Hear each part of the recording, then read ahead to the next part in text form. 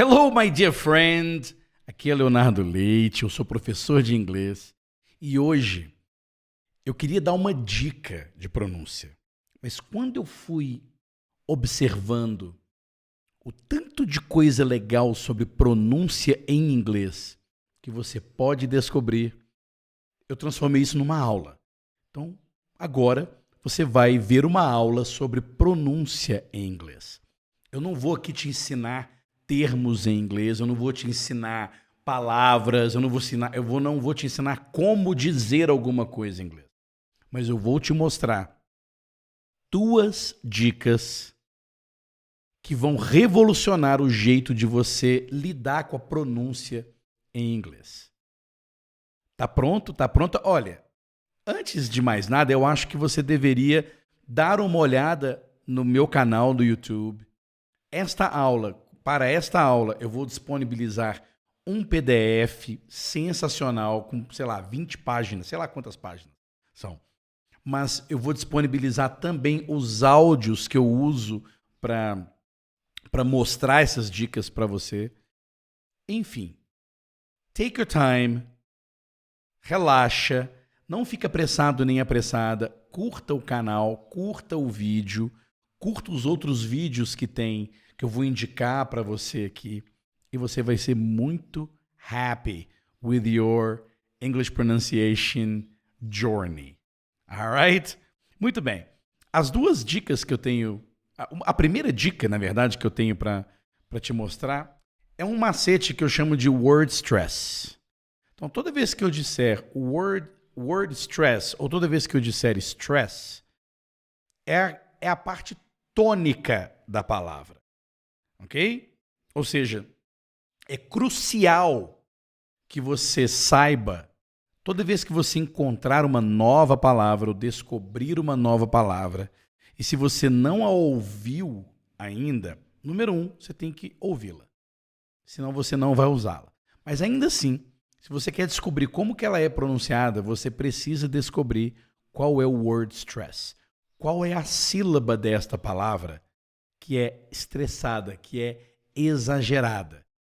Então, a partir de agora, número 1, word stress. Ok? E este é um elemento, deixa eu passar aqui, e este é um elemento muito importante para você sempre lembrar dele ao treinar a pronúncia em inglês. Ok? Por que pronúncia é tão importante? Porque, my dear friend, quando nós estamos falando de um idioma, o seu primeiro idioma ou o seu segundo idioma, nós estamos falando de sons que nós reconhecemos e entendemos e sons que nós produzimos e as outras pessoas entendem. Falar o idioma, entender o idioma, falar inglês, entender inglês, está 100% relacionado ao som que você escuta pessoas que falam inglês produzem e você entende ou não. Em seguida, você produz sons que outras pessoas que falam aquele idioma que você está falando vão compreender. É simples assim. Por isso que eu escrevi aqui, o som que sai da sua boca é mais importante que a formação de palavras corretas, gramática, seja lá o que for. É o som que você faz pela boca e é o som que você escuta pelos ouvidos é que vai fazer toda a diferença, tá? As pessoas escutam o que você fala e não o que você escreve. As pessoas escutam o que você fala e não o que você estudou, a regra gramatical que você aprendeu. Eles simplesmente escutam o que sai da sua boca. Por isso, a pronúncia, ou seja, como que você pronuncia, como que você canta o idioma é muito importante, ok? Então é o seguinte, é muito importante que no seu processo de aprendizagem de inglês, você preste muita atenção ao som. E uma coisa que eu posso te dizer é que com as legendas, com o escrito, prejudica muito. Claro que prejudica muito o aprendizado da pronúncia, ok? A legenda, o texto, escutar e ler é muito bom. Mas só que você tem que prestar atenção que quando a gente foca muito no escrito, a gente se agarra na memória de pronúncia do nosso bom e velho português e não de um outro idioma. Lembrando que o idioma inglês tem sons completamente diferentes do português, bem como o nosso bom e velho português possui sons completamente diferentes do idioma inglês. Ok? Então, uma outra dica é não fique prestando atenção em palavras. Ah, como é que escreve aquela palavra? Não, é mais importante você prestar atenção em como é que se diz aquela palavra, como é que se usa aquela palavra e principalmente como que se pronuncia aquela palavra dentro de uma frase. Nós vamos chegar nas frases daqui a pouco, ok? Bom, se você treinar como a gente treina na academia, os seus ouvidos passarão a compreender os sons e automaticamente você vai conseguir conectar as palavras que você aprendeu e as palavras que você já sabe, ok? Bom, então vamos ao macete do word stress. É muito simples. A maioria das palavras que a gente usa em inglês, por incrível que pareça, elas são monossílabas. É uma sílaba só. Olha aqui alguns exemplos. Go, come, speak, read, dog, cat, house, door. Inclusive, para nós falantes de português, a gente se confunde, porque quando a gente olha para essas palavras, elas não parecem palavras monossílabas. Porque para nós, em português, as palavras monossílabas são curtinhas, né? Mas você pega, por exemplo, school, it's one syllable. Wrong, it's one syllable. Okay? Ball, team, right, bike, boat, sink, floor, up, down, right, pen, pan, air, bag, e por aí vai. Alright? É muito fácil. Essas palavras você não precisa se preocupar. Você sempre vai, de alguma forma, acertar a pronúncia delas. Quando é uma sílaba, não tem problema. Alright? Agora, a questão é quando tem outras sílabas. Por exemplo, vamos pegar essas 3 palavras aí. Ó. A primeira é uma foto, né? Uma fotografia. A segunda é a pessoa que tira as fotos. E a terceira é um adjetivo, como se fosse um trabalho de fotografia. Certo? Como é que você acha que é a pronúncia dessas palavras? Hein? Eu vou colocar para vocês. A primeira, photograph. A segunda, photographer. A terceira, photographic. Então você pode observar que são 3 palavras muito parecidas e que você distingue ao ouvi-las simplesmente pela posição da sílaba tônica, ou seja, do word stress. Photograph, first syllable. Photographer, second syllable. Photographic, third syllable. E é por isso que a gente consegue, inclusive, entender automaticamente essas palavras ouvindo alguém falar no telefone, por exemplo.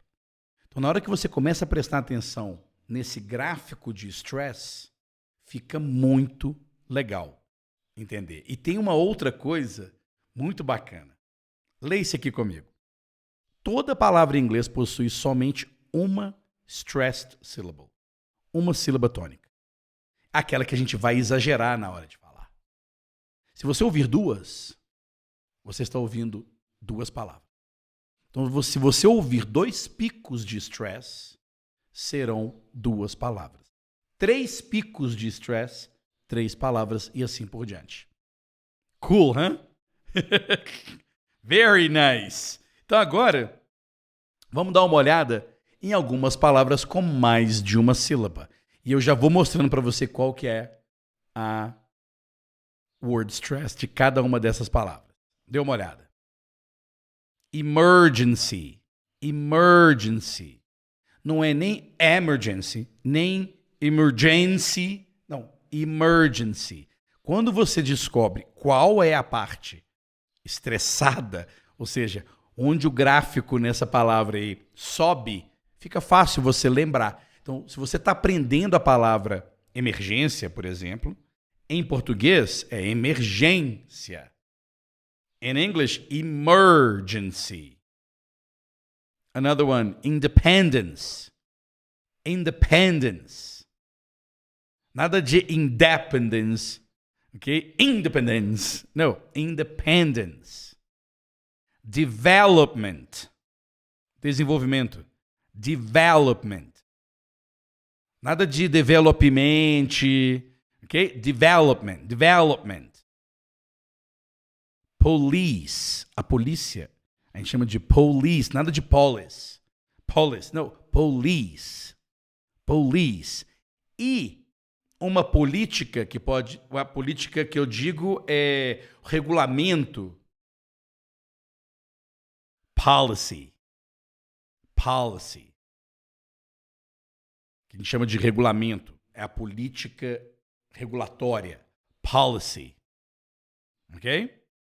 Emergency. Independence, development, police, policy. Telephone. Não é telefone. Telephone. Telephone. Telephone number. Or just phone number. Phone tem uma sílaba só. Não tem problema. Ok? Então, se você não lembrar como que é a pronúncia de telephone, você pode dizer simplesmente phone, que é monossílaba. Ok? One more. Hotel. Muito brasileiro, muito português, muita gente acha que é hotel. It's not hotel, it's hotel. Computer. Computer. Computer. Communication. Communication. Concert. Concert. Cancel. Cancel. Cancellation. Cancellation. So remember, essa primeira dica é aprender uma nova palavra, crie a curiosidade, desenvolva, develop a curiosidade de saber. Primeiro, se é monossilábica, don't worry about it. Você sempre vai acertar. Monossílaba, né? Monossílaba. A palavra monossílaba, no problem. Dog, cat, hot, cold, go, come. Very easy. Tem mais de uma sílaba, você vai ter que saber qual que é a stress.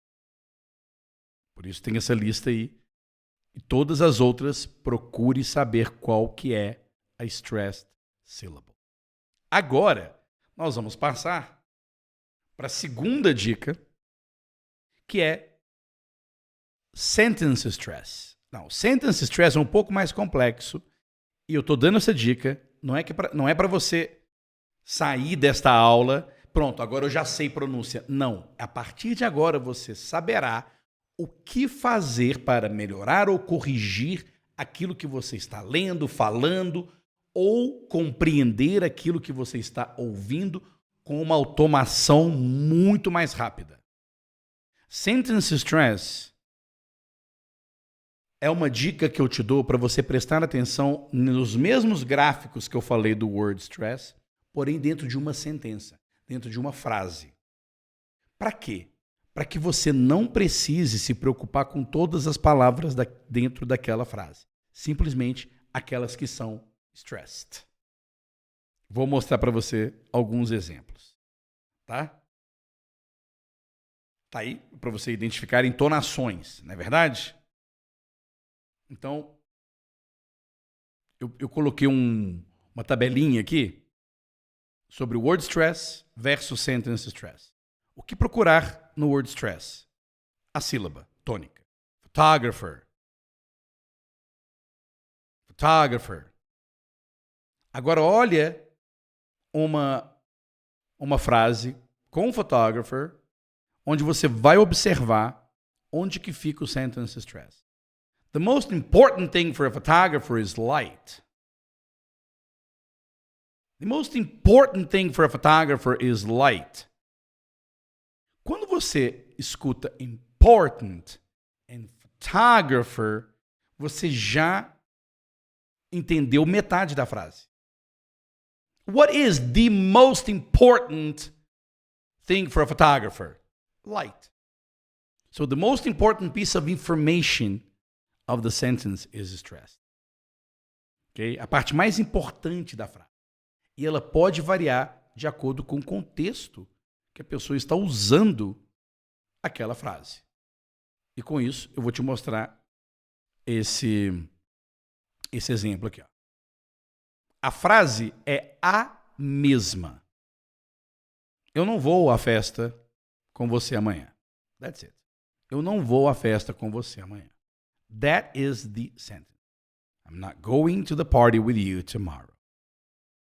Quando você ouvir alguém dizendo, essa pessoa, ela vai... Tô falando nos nativos, tá, pessoal? Ela vai estressar a parte mais importante que ela quer que você entenda imediatamente. Então, observe que são 4 frases idênticas e, dependendo do stress, o contexto é diferente. Observe. I'm not going to the party with you tomorrow. I'm staying home. Not going to the party, I'm staying home. Ou seja, eu estou enfatizando que eu não vou. Agora, olha a segunda. I'm not going to the party with you tomorrow. But my sister is going to the party with you tomorrow. But I'm not. See the difference? Third, I'm not going to the party with you tomorrow. But today, I am. I'm going to the party with you today, but not tomorrow. Última. I'm not going to the party with you tomorrow. I'm going with my girlfriend. Not with you, but with my girlfriend. You can go with whomever you want, but I'm going with my girlfriend. You see the difference? Este exemplo do word stress é para você ter isso na sua cabeça. Não é para você, a partir de agora, eu já sei como é. Não, a partir de agora, dentro do seu aprendizado, você vai procurar por essas duas coisas. E no começo, é igual aprender a dirigir carro. Você ainda não sabe direito onde que está o pedal e tudo. É assim mesmo. É uma coisa um pouco estranha. Depois se acostuma e isso faz com que o seu inglês, o seu ouvido, acelere muito o processo de compreensão. But it's really, really, really. Agora eu vou dar um exemplo aqui. Eu gravei uma frase rapidinha de uma aula, inclusive de uma movie lesson. Se você tiver vontade de assistir essa movie lesson, eu vou deixar o link aqui em algum lugar. Ou então você entra em contato comigo que eu mando essa aula para você. Ok? Aqui nos comentários, onde for. E é um filme daquele hit, O Conselheiro Amoroso. E logo no comecinho do filme, ele fala uma coisa que é assim: No woman wakes up saying, God, I hope I don't get swept off my feet today. Só para te contextualizar. Ele está explicando, ele começa explicando o trabalho que ele faz, e ele pega e fala assim, nenhuma mulher acorda dizendo, ai meu Deus, eu espero que eu não me apaixone por alguém hoje. Que eu não me apaixone por alguém hoje. Ok? Get swept off my feet today é cair de paixão ou de amor por alguém hoje. Então ele está dizendo que nenhuma mulher acorda dizendo, eu espero que eu não me apaixone hoje. A frase é essa, tá? Depois vocês assistem a aula, a gente trabalha com essa frase. Ok? But pay attention. Eu tive que colocar os fones de ouvido aqui para poder ouvir o Will Smith dizendo. Preste bastante atenção. No woman wakes up saying, God, I hope I don't get swept off my feet today. No woman wakes up saying, God, I hope I don't get swept off my feet today. Ele enfatiza o don't. Next example. Now, she might say, this is a really bad time for me. É a continuação da mesma cena. E observe quais as partes que ele enfatiza. Here we go. Now, she might say, this is a really bad time for me. Now, she might say, this is a really bad time for me. Ele poderia, se fosse um outro contexto, ele poderia simplesmente usar de outro jeito. Well, she might say that this is a really bad time for me. Ele pode dizer, mas normalmente a gente faz essa variação bem exagerada para que o interlocutor, a pessoa que esteja nos ouvindo, não tenha dúvida do que é que a gente está falando. Ok? Então note como é que ele muda a entonação em might and really. E as outras ele pronuncia rapidamente. Now, she might... Eu vou fazer exagerado aqui, tá?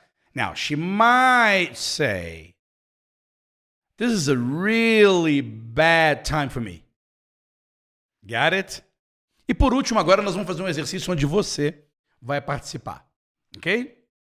Tem aqui um texto, lembrando, você pode baixar esta aula em PDF, você pode acessar esta aula em um link, escutar todos esses áudios que eu falei aqui e ainda treinar a leitura desta historinha. E eu vou mostrar para você duas leituras. Uma do Devon, An American Man, and me, reading. E você vai pegar esse texto, lendo e ouvindo, você pode vir com um lápis marcando a parte onde ele estressa, onde fica mais evidente que ele está falando. Depois você escuta novamente e observa como fica mais fácil. Quando você observa, fica atento, o seu ouvido fica treinado a observar as alterações de entonação. Are you ready? Vou botar meu fone. Here we go. In prehistoric times, men hunted for food, often alone, and women looked after the children, usually with other women. Men needed to be able to find and kill animals and find their way home again. Women needed the ability to protect the home, to do several things simultaneously, and have good communication skills to get on with the other women. As a result, men's brains developed better spatial ability and became compartmentalized, programmed to focus on one specific task and to solve one particular problem at a time.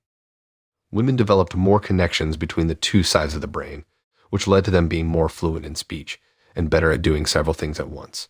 Esse texto é muito legal porque esse texto ele fala sobre a diferença e por que as mulheres têm mais facilidade de serem multitask, né? Ou seja, de conseguirem desenvolver várias atividades ao mesmo tempo, unlike men, ou seja, diferente dos homens, que tem um pouco mais de dificuldade de se desenvolver multitarefa, right? It's really interesting. Agora, lembrando, volte, escute novamente, baixe o material que está aí para você trabalhar isso, ok? E agora com a minha leitura, vamos ver se você acha um pouco diferente. Vamos escutar. In prehistoric times, men hunted for food, often alone, and women looked after the children, usually with other women. Men needed to be able to find and kill animals and find their way home again. Women needed the ability to protect the home, to do several things simultaneously, and have good communication skills to get on with other women. As a result, men's brains developed better spatial ability and became compartmentalized, programmed to focus on one specific task and to solve one particular problem at a time. Women developed more connections between the two sides of the brain, which led to them being more fluent in speech and better at doing several things at once. Ok. Algumas palavras aqui, né? Compartmentalized. Compartmentalized. It's a long word. It's a long word. Compartmentalized. It's pretty much like independence, emergency, right? Unconstitutional. Unconstitutional. Ok, good. Use esse texto, use esses dois áudios e faça o listen and read. Alright? Faça o listen and read. My dear friend, isso pode mudar o jogo da pronúncia para você. Tanto na identificação da pronúncia dos outros, quanto no uso da sua própria pronúncia. Ok? São duas dicas muito boas. Deixe aí nos comentários se você gostou. Eu vou deixar aqui um vídeo para a aula do Movie Lesson do Hit. E vou deixar aqui também o link para você acessar e baixar todo este material. Eu espero que você tenha gostado e eu vejo você na próxima aula ou na próxima dica. Thank you so much. Cheers.